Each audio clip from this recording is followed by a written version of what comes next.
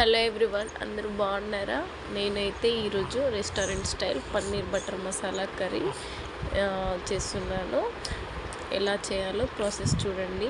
ముందుగా పన్నీర్ని చిన్న చిన్న పీసెస్ లాగా కట్ చేసుకొని ఇలా ఆయిల్లో వేపుకోవాలి. వీటిని కొంచెం రెడ్ కలర్ వచ్చేలాగా దూరగా వేయించుకోవాలి.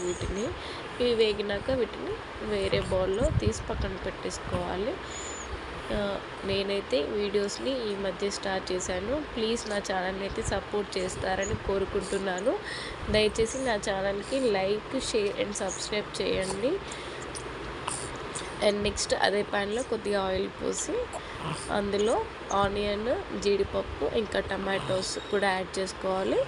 ఆ తర్వాత వాటిని దూరగా వేయించుకోవాలి. చూడండి నేను ఎలా అయితే చేస్తున్నానో వాటిని టమాటాలని కాస్త మగ్గించుకోవాలి.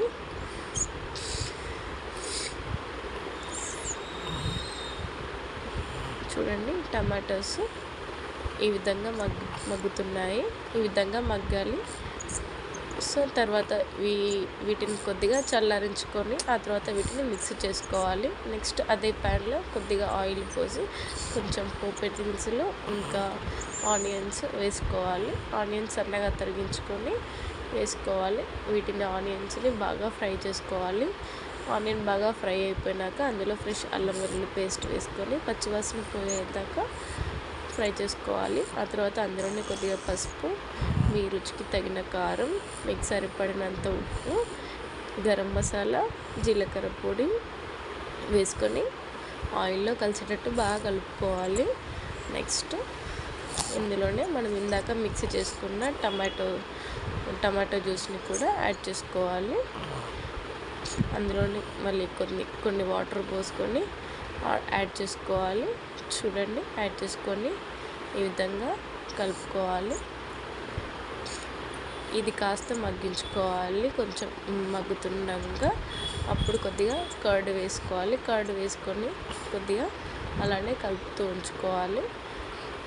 ఇది కాస్త మగ్గినాక ఇందులో కొన్ని నెక్స్ట్ ఇందులోనే కొద్దిగా వాటర్ పోసుకొని కొద్దిగా మగ్గించుకోవాలి. ఆ తర్వాత మనం వేయించి పెట్టుకున్న పన్నీర్ ముక్కల్ని వేసుకొని ఈ విధంగా కలుపుకోవాలి.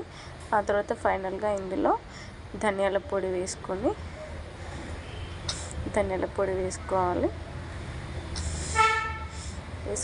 మూత పెట్టేసి ఒక 10 నిమిషాలు మగ్గించుకోవాలి. అంతే, సింపుల్, టేస్టీ యమ్మీ restaurant style paneer butter masala curry ready. మన ఛానల్ని అయితే సబ్స్క్రైబ్ చేసుకోండి. ఇలాంటి వీడియోస్ ఇంకా చాలా పోస్ట్ చేస్తాను. ఈరోజు మా ఇంట్లో స్పెషల్స్ వచ్చేసి చూడండి ఏ విధంగా ఉంది.